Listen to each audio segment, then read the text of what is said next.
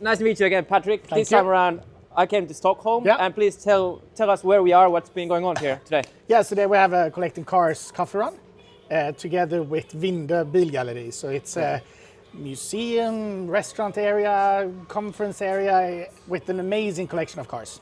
Yeah. And that's what we're here to look at. All right, so we're going to do a bit of a walk and talk again, version number 2. Yeah, and you're I think you are the nerdy enough. Oh, as well. there are some cars to really dive into the nerdy part, so but Perfect. Please. A Nissan 300 ZX. This is something that you can get quite cheaply these days. Maybe not a really minty one, but this would be an interesting car for a budget, I think. Yeah, so quick story about, not this car, but the 300. When I was a tiny little child, one of my first memories is sitting in the back and not reaching up to the window. Oh yeah. Trying to look out on my father's 300. It's quite low there. Yeah. So your father had one of these? Yeah, so I was not long enough to actually look out of the window. Yeah. So it's one of my first car memories of the 300. But this, if I remember correctly, V6 turbo, Targa, manual. What else can you ask It's for? red as well. A red? Yeah. A very good condition one, yeah. Yeah. So we have a 280 ZX Nissan or Datsun? Datsun. Datsun, yeah, and even the older one. Yeah, the Datsuns. We have seen. You don't see this every day. No, and on Collecting Cars, we've seen they're becoming more and more sought after, the Datsuns. How much would like a medium example? I don't want to say now because I honestly don't know. All right. It's the prices have gone up. Yeah, it's going up. All right. So Mazdas. Also Mitsubishi extremely. Oh, this is the rear engine thing? No, yeah, no, not the. Actually, I don't know. That's not the one, right? I don't know. I think Mitsubishi did a mid-engine car somewhere in I've the seen the States. wide bodies, but I haven't seen the narrow body. The 90s Supra? Yeah, original Supras. We like those. All right. Oh, it's blue on blue on blue on blue. Oh, yeah. It's both amazing and not amazing. Yes, got Cabriolet. Is this the first generation Golf, maybe? 1990 or the second gen? Yeah, Mark 2? This is like a kind of funky car. You can drive this and people will, Everyone will smile when they see this. Yeah. Everyone, no matter who you are, you will. And middle-aged men like will smile when they see this. Yeah, yeah, much more, absolutely. I remember when I bought my E30 M3 through Collecting Cars and brought it back to Stockholm and then with a ferry to Helsinki. Yeah. And you know the stories that ladies like nice cars. Something. The E30 M5, it was only middle-aged men, and it was like 50 different guys going like this. But same actually goes with the Manta. I love these cars. When I see them at car meets, it's me and other men 40 plus that go up and talk about it, because I know what kind of car it is. But for my wife, it's just a white small car. It's an amazing car. Never driven one. No. Let's go see what's also rare. Upstairs. Where it's gonna get better. Well, I don't know. More exotic, I guess. Yeah. More expensive. Oh, by the way, question. How do the cars get up here? Because I don't see a lift or a ramp. They take the stairs, I think. Well, maybe they take them apart and they bring piece by piece here. Actually, that's now when you say it, it's. Is there a secret doorway somewhere? How do these cars come in? Can you see the glass doors there? So maybe there's an outdoor lift. Yeah, there you go. Outdoor lift. Yeah. 4 Lambos. Pretty nice. A Murcielago, a Diablo, a Gallardo, Roadster, Aventador. This would be my sort of Lambo with a manual. Really? Yeah. I didn't see you as a Lambo guy at all. I am not, but if someone put a gun to my head, I'd go older. Older. Definitely older. I think the Countach and the Murcielago is the coolest looking. Yeah. Ones. Oh. Actually, I came here and filmed before. I think this is the the nerdiest car here, because the normal C4 Corvette is like had push rod engine, 200 horsepower, didn't have a rear independent suspension or anything. It was a pretty crap car. Yeah. But this is the ZR1, and the engine was designed and built by Yamaha. The suspension, which is a independent rear suspension, was designed by Lotus. And the whole thing was built by Mercury Marine because they had to subcontract because they didn't have space to manufacture it. So a boat engine builder, a British semi-good quality car manufacturer, and a Japanese quality than Yamaha. Yeah. So I mean, you get. But I've heard the Mercury Marines they do very good work. Yeah. And so on. So this should be pretty good. And it's very 90s or what a Knight Rider inside. But this is like the nerdy bit here. Love the story how this car came to be. and I'm sure this is one of the better driving American sports cars of the 90s. I've never driven one though. And these, you can get some for 30,000 euros or dollars. Oh, really? A good one. So I would buy one if I, See what we can do. Yeah, very beautiful. Don't send me a link to collecting cars and hey, Panu, how much you got? Yeah, buy it. Yeah. Which one do you prefer? Or of these classic Corvettes? Most timeless for me. Yeah, me too. But this is... Even though this says something about, this gathers a whole era of cars, but for me it's a little bit more modern.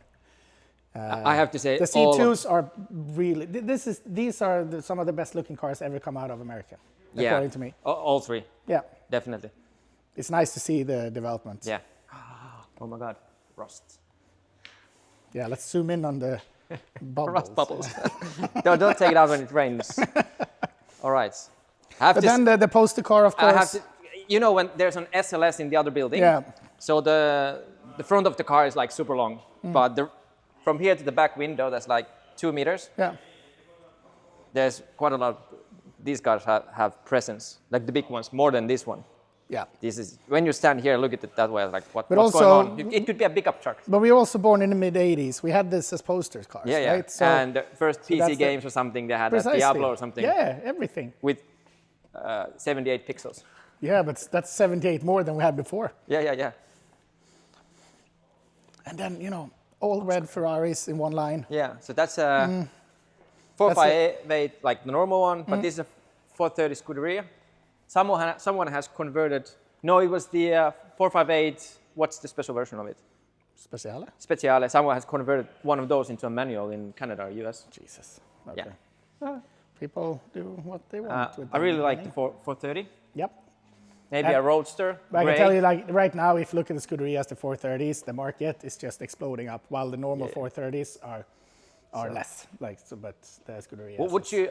I would assume. I think we had a conversation about this before, but I would assume whenever there's a bull market, so inflation is going up, more market is being pumped, low interest rates, and so on. Stocks are going up. That's when everything kind of goes up to a new level. But there are other things as well. But as asset markets general, then there's like this model and something else. Yeah, so if you look at, now we can clearly see, so like $1 million cars and plus are now tanking.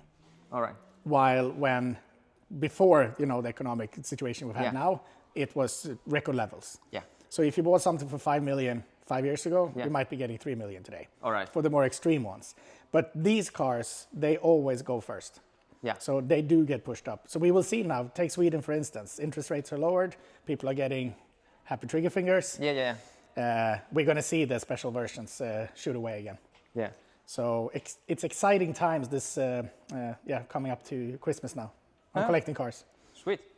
We're banking for record months, of course. Oh. But on top of that, I assume your business is growing in general, so it's every month is better than last year's same. So, But it goes with the market. We've seen now more cars are sold than ever. But prices have gone down about 5-7%. Yeah. But more cars are sold, so we need to have a What's the average or median price of a car sold on collecting cars? I think it's around 80.